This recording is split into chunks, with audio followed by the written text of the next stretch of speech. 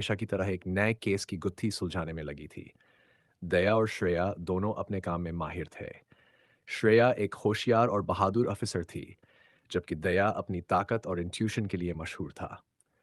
आज भी एक खौफनाक केस उनके हाथ लगा था। Black Hawks gang. ये गैंग बड़े-बड़े बिजनेसमैन को किडनैप करके करोड़ों की फिरौती मांगती थी। इस बार उन्होंने एक नामी फिल्म प्रोड्यूसर की बेटी को अगवा कर लिया था।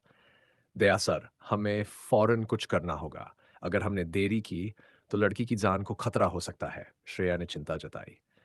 तुम सही कह रही हो श्रेया, इस बार हम इन्हें भागने नहीं देंगे, दया ने जवाब दिया।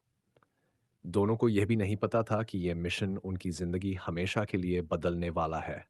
रात के अंधेरे में दया और श्रेया ब्लैक हॉक्स के ठिकाने पर पहुंचे।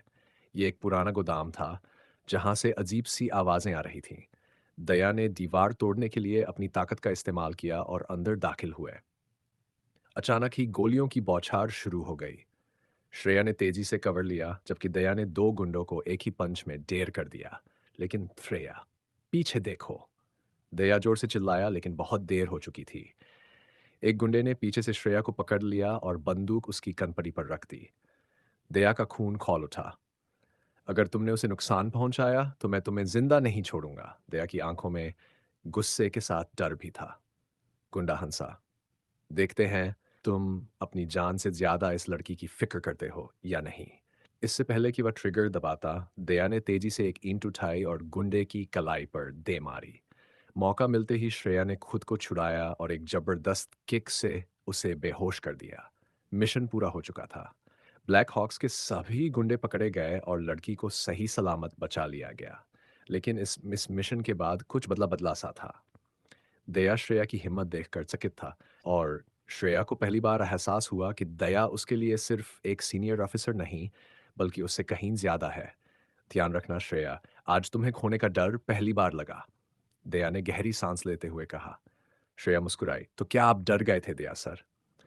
दया थोड़ा चौंक गया, लेकिन उसने पहली बार अपने दिल की बात कही। हाँ, मैं डर गया था, क्योंकि तुम मेरे लिए बहुत मायने रखती हो। श्रेया की आंखों में चमक थी। तो फिर इस केस की कामयाबी का जश्न कब मना रहे हैं? दया ने हल्की मुस्कान के साथ कहा। जल्दी, लेकिन सिर्फ हम दोनों। इस मिशन ने न केवल एक मासूम लड़की की जान बचाई, बल्कि दो दिलों को भी करीब ला दिया। सीआईडी की दुनिया में जहां क्राइम और खतरे हर कदम पर होते हैं, वहीं प्यार की एक खूबसूरत कहानी भी शुरू हो गई थी। अब ये रिश्ता कैसे आगे बढ़ेगा?